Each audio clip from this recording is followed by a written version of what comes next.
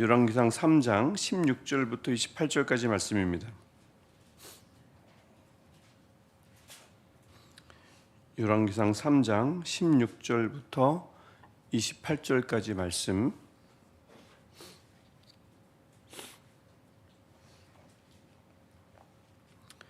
우리 한 절씩 교독하고 마지막 절 28절은 함께 읽겠습니다. 제가 먼저 읽겠습니다. 그때 창기 두 여자가 왕에게 와서 그 앞에 서며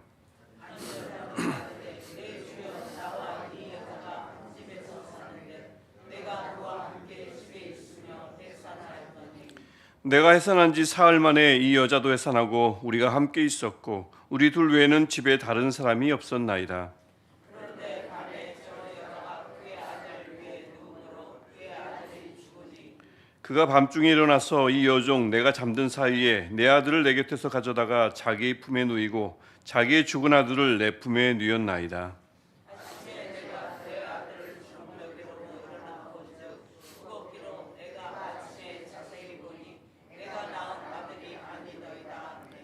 다른 여자는 이르되 아니라 산 것은 내 아들이요 죽은 것은 내 아들이라 하고 이 여자는 이르되 아니라 죽은 것이 내 아들이요 산 것이 내 아들이라 하며 왕 앞에서 그와 같이 쟁론하는지라. 왕이 이르되 이 여자는 말하기를 산 것은 내 아들이요 죽은 것은 내 아들이라 하고 저 여자는 말하기를 아니라 죽은 것이 내 아들이요 산 것이 내 아들이라 하는도다 하고 또 이르되 칼을 내게로 가져오라 하니 칼을 왕 앞으로 가져온지라. 왕이 이르되 산 아이를 둘러 나누어 반은 이 여자에게 주고 반은 저 여자에게 주라. 그 산 아들의 어머니 되는 여자가 그 아들을 위하여 마음이 불붙는 것 같아서 왕께 아뢰어 청하건대 내 주여 산 아이를 그에게 주시고 아무쪼록 죽이지 마옵소서 하되 다른 여자는 말하기를 내 것도 되게 말고 네 것도 되게 말고 나누게 하라 하는지라.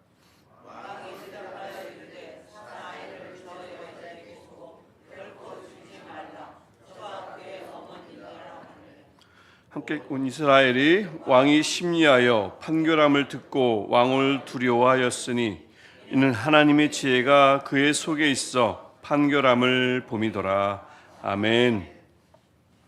우리는 이번 주부터 솔로몬의 행보를 오늘 열왕기상에 나타나는 말씀에 나타나는 솔로몬의 모습을 따라가고 있습니다.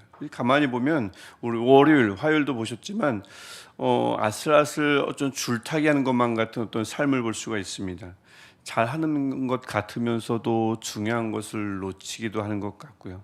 그러면서도 줄에서는 좀처럼 떨어지지 않는 용케도 그런 모습을 솔로몬의 모습을 볼 수 있을 겁니다. 앞으로 열왕기상을 읽어가면 더 그런 모습이 계속 드러나는 걸 볼 수가 있습니다. 그러니까 마치 이 꿈을 통해서 우리가 월요일 화요일 보았지만 하나님께서 약속하셨던 것처럼 전무후무한 왕이 되겠다는 약속을 받은 솔로몬조차도 아슬아슬한 것을 볼 수가 있어요. 완벽하지 않습니다. 약합니다. 오늘도 하나님께서 우리에게 은혜와 평강을 베푸시지 않으면 우리의 모습이야말로 우리의 삶의 모습이야말로 많은 것들 속에서 줄타기하는 모습이 아닐까 싶습니다. 때로는 별 문제 없이 걸어가다가도 갑자기 균형을 잃기도 하고 갑자기 흔들리기도 하고 떨어질 뻔하기도 하고 하지만 그것은 우리를 잡는 것이 나의 평형 감각이 아니라 하나님이 주시는 능력, 하나님이 붙잡으시는 하나님의 그 손 덕분에 우리가 그 줄에 가만히 있음을 보게 됩니다. 오늘도 우리가 그 줄, 하나님께로 연결된 줄, 아버지께로 가는 줄, 그 길을 잘 걸어가는 여호와의 길을 잘 따라 걸어가는 하루 되시기를 주님의 이름으로 축복합니다. 오늘 또 총선 날인데 잘 뽑으시고 그다음에 또 쉬시고요. 그리고 주변에 감기 걸리신 분들이 너무 많더라고요. 감기약 잘 드시고요. 그다음에 환절기니까 이 온도 아침과 점심 오후에 그 온도차가 굉장히 많이 심한데 건강 꼭 유의해 주시길 바랍니다. 제가 수시로 강조하는 이야기이긴 하지만 영성이라는 것이 건강을 절대 배제하지 않습니다. 그래서 건강이 유의된 건강을 잘 지켜나가는 영성 계속해서 이렇게 깊어지시기를 주님의 이름으로 축복합니다.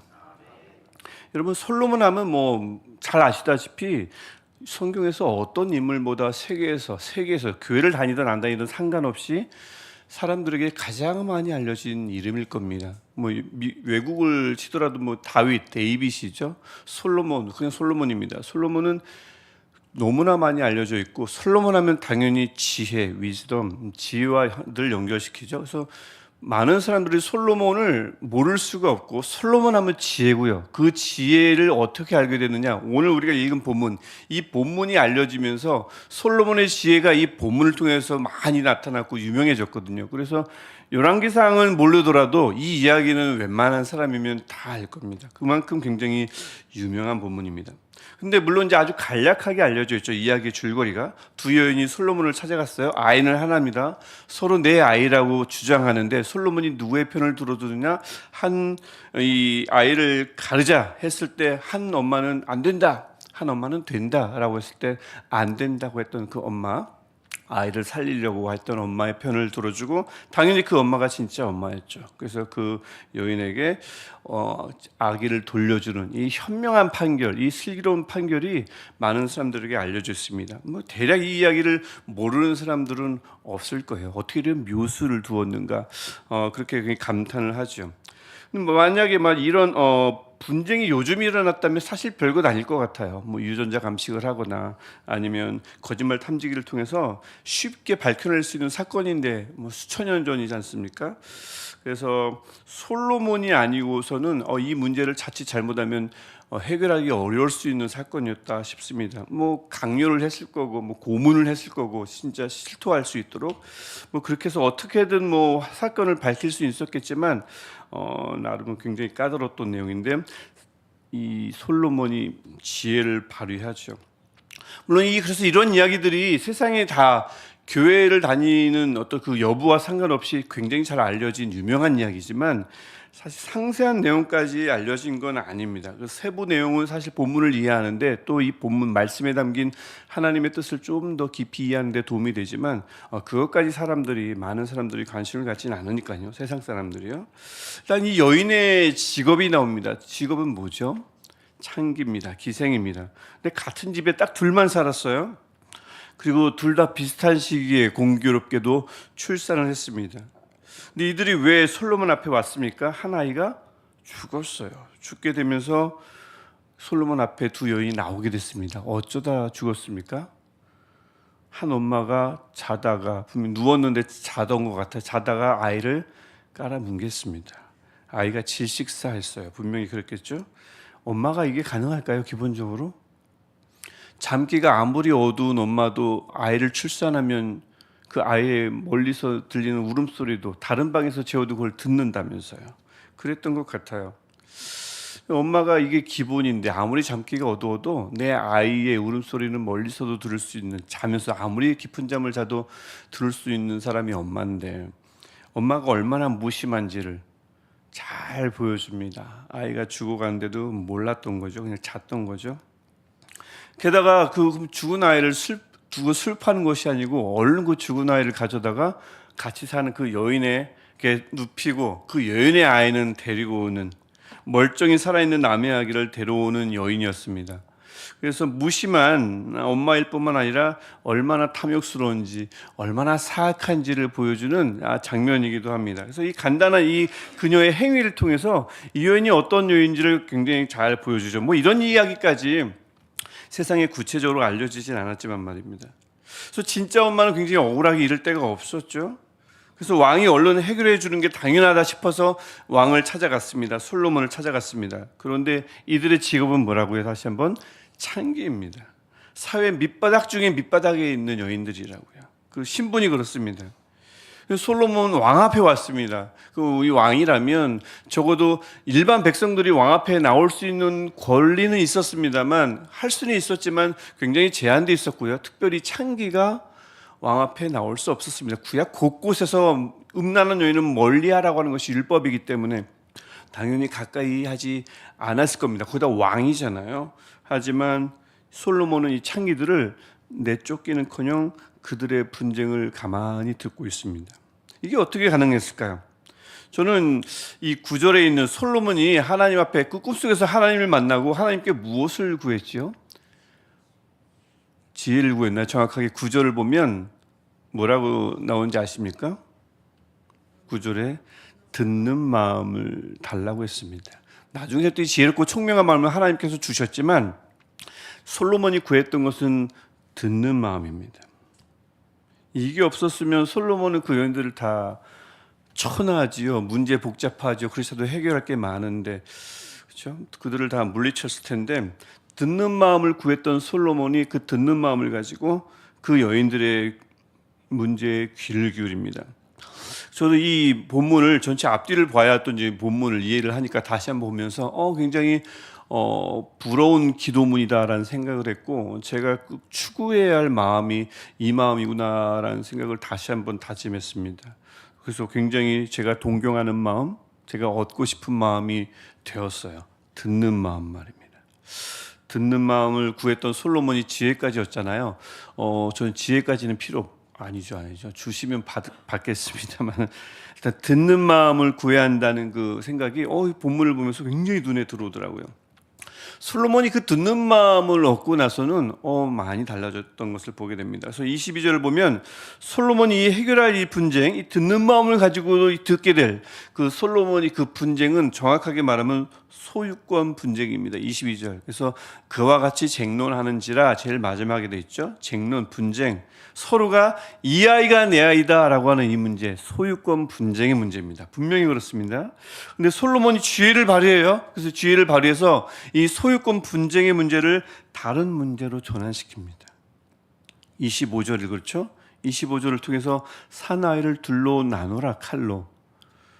이 말 한마디로 소유권의 문제가 생명의 문제, 사랑의 문제로 바뀝니다. 이 아이를 정말 누가 살리길 원하는가? 누가 정말 이 아이를 진심으로 사랑하는가? 이 문제로 바뀌었다고요. 내 것이다, 내 것이다 라는 문제가 누가 이 아이를 사랑하는가의 문제로 바뀌었습니다. 근데 가짜 엄마는 어때요? 그 사악한 엄마는 어떻습니까? 여전히 소유권 문제에 집착하는 것을 보게 됩니다. 26절 하반절을 보면 어느 누구의 소유도 되지 않게 정확히 반으로 나누라고 얘기합니다. 이 분배라는 측면에서만 보면 누가 봐도 공평한 나눔입니다. 반으로 나누니까요. 너도 이만큼, 나도 이만큼. 딱 반이지 않습니까? 어느 쪽도 손해보지 않는 나눔입니다. 하지만 뭐가 문제예요? 이 여인은 그가 선택했을 때 그 선택이 그 아이에게 어떤 영향을 주는지, 어떤 일이 일어나는지에 아무런 관심이 없습니다. 왜요? 자기 아이가 아니니까. 왜요?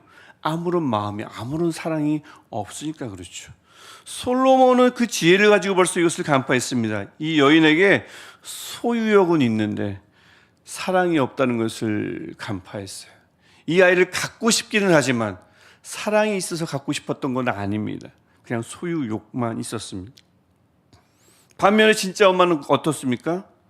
반으로 나누라는 솔로몬의 명령의 26절 중간 부분을 보면 마음이 불붙는 것 같아서, 불타오르는 그 엄마의 사랑, 모성애를 잘 그려주는 표현입니다. 마음이 불붙는 것 같아서. 그리고는 아이의 소유권 문제를 바로 내려놓습니다. 산 아이를 그에게 주시고, 내 주여 산 아이를 그에게 주시고. 왜 솔로몬 앞에 왔는데요? 창기면서 왜 왕 앞에 나갔는데요? 모든 것을 무릅쓰고 그 앞에 나간 이유는 이 아이가 내 것임을 증명받기 위해서, 이 문제를 해결하기 위해서 나갔는데요. 지금 사느냐 죽느냐의 문제, 내가 사랑하는 아이가 사느냐 죽느냐의 문제에 부딪히자 얼른 내려놓습니다. 그 아이를 그에게 주시고 라고 얘기하죠. 얼른 내 아이인데. 왜냐하면 아이를 살리는 문제가 네 것과 내 것, 나눔의 공평함, 이 문제를 초월하니까 그렇습니다. 왜 이 문제를 뛰어넘습니까? 이 여인이 사랑하니까요. 아이를 사랑하니까요. 아이의 진짜 엄마, 아이의 진짜 혈육이니까 그렇죠. 그래서 결국 이 유명한 이야기를 담은 이 오늘 본문의 솔로몬은 누구의 아이인가의 문제를, 누가 정말 소유권, 권리를 포기하면서까지 이 아이를 살리려는가의 문제로 바꾸는 지혜를 발휘해서 소유권 분쟁을 명쾌하게 해결한 말씀입니다. 아이를 진짜 엄마에게 제대로 돌려줬죠. 아이를 살렸습니다. 아이만 살렸습니까? 생각해 보십시오. 만일 그 진짜 엄마가 아이를 그 가짜 엄마에게 빼앗겼다고 생각해 보십시오. 그 무심한 엄마, 그 사악한 엄마에게 아이를 빼앗겼다고 보세요. 아이는 제대로 살아갈 수 있을까요? 또 그렇게 빼앗긴 엄마는 그 삶을 이어갈 수 있을까요? 시름시름 앓다가 죽지 않았을까요?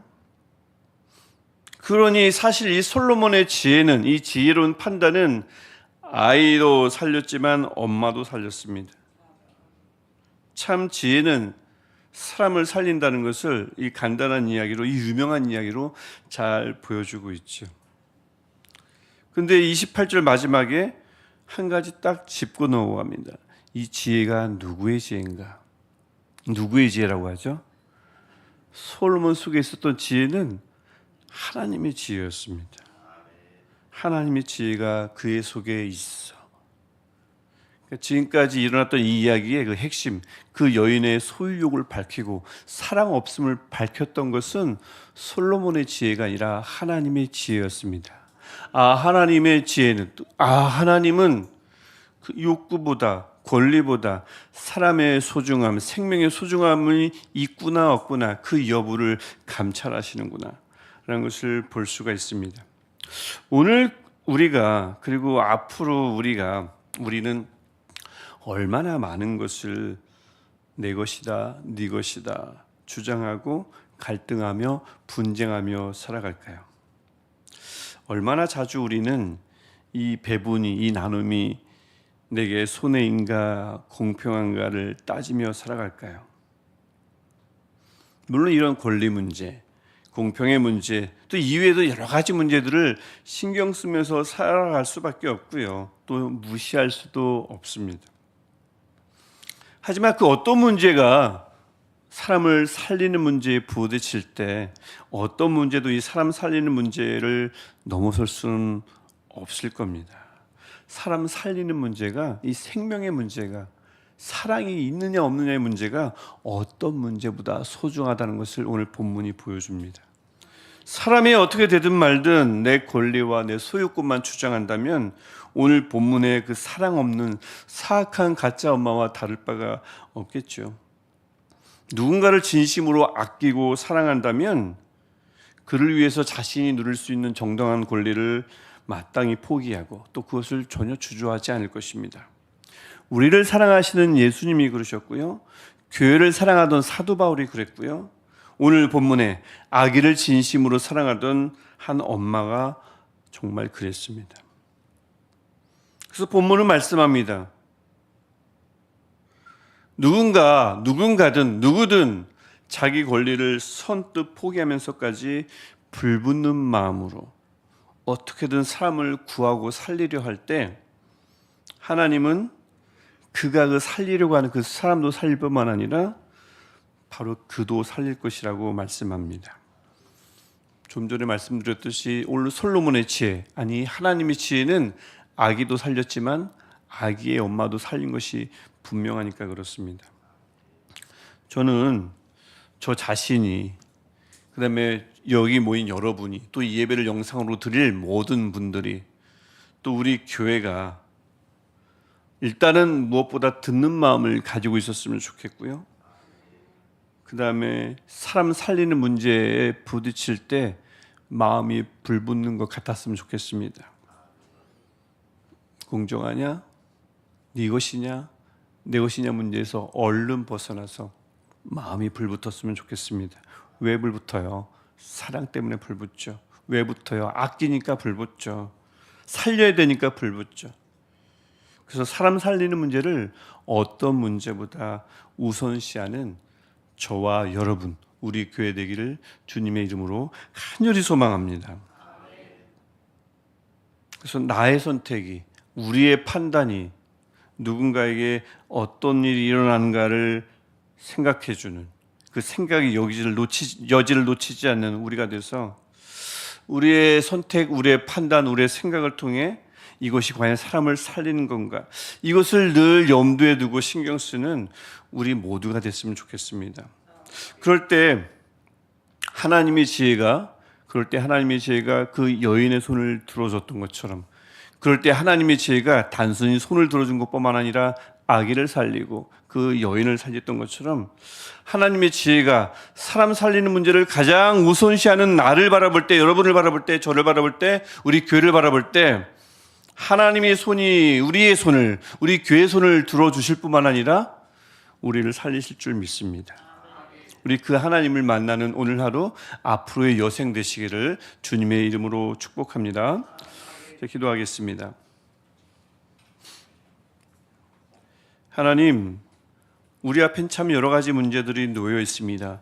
수천 년 전 한 나라를 다스리며 나라를 통치하며 많은 문제를 해결했던 솔로몬뿐만 아니라 우리 역시 많은 문제들 앞에 있습니다. 하나님, 이것들을 해결할 때마다 주님 힘주시고 지혜를 허락하여 주시되 많은 문제 속에서 우리가 늘 가장 우선시해야 할 문제, 이것으로 인하여 삶을 살릴 수 있는가? 이 살리는 문제에 부딪힐 때마다 다른 것 다 내려놓고 이 생명의 문제, 이 사랑의 문제를 먼저 붙잡는 우리 되게 하여 주옵소서. 생명을 구하는 문제, 구원의 문제에 부딪히면 마음이 불붙는 것 같게 하옵소서. 여전히 소유욕에 휩싸이지 않게 하시고 생명을 구원하려는, 그 사람을 구원하려는 불붙는 마음을 허락하여 주셔서 그 마음 가지고 그 모든 것에, 그 사람을 살리는 문제에 집중하는, 몰입하는 우리 사람 살리는 자, 구원의 목숨을 거는 자, 우리 그런 사람들이 될 수 있도록 주님 도와주옵소서. 그럴 때 하나님의 지혜가 우리를 선택하며 하나님의 손이 우리를 붙들어 그들을 살릴 뿐만 아니라 우리도 살리는 복이 우리에게 충만하게 하옵소서. 하나님, 오늘 하루도 우리에게 기도 제목을 허락하여 주시고 또 기도할 때마다 하나님 기도 제목들을 또 새롭게 우리 입술에 물려주실 줄 믿습니다. 우리가 작정하고 기도하는 기도 제목뿐만 아니라 우리가 구해야 할 바를 알게 하시고 오늘도 새롭게 우리에게 기도 제목을 허락하여 주셔서 기도할 때마다 우리 음성에 귀 기울여 주시고 우리가 기도한 것들을 하나님께 올려질 때에 주님, 오늘 이 시간도 하나님과 깊이 만나고 돌아가는 그런 시간 되게 하여 주옵소서. 불붙는 마음으로 아버지 앞에 매달릴 때에 오늘 우리 기도를 통해 누군가가 살아나는 역사도 일어나게 하옵소서. 예수님의 이름으로 기도합니다. 아멘. 하늘에 계신 우리 아버지, 아버지의 이름을 거룩하게 하시며 아버지의 나라가 오게 하시며 아버지의 뜻이 하늘에서와 같이 땅에서도 이루어지게 하소서. 오늘 우리에게 용할 양식을 주시고 우리가 우리에게 잘못한 사람을 용서하여 준 것 같이 우리 죄를 용서하여 주시고 우리를 시험에 빠지지 않게 하시고 악에서 구하소서. 나라와 권능과 영광이 영원히 아버지의 것입니다. 아멘. 오늘도 우리 하나님 앞에 간절히 기도하시다가 집으로 안전하게 돌아가시겠습니다. 하나님, 우리 지혜를 우리에게 허락하여 주시고 하나님, 오늘도 우리에게 듣는 마음을 허락하여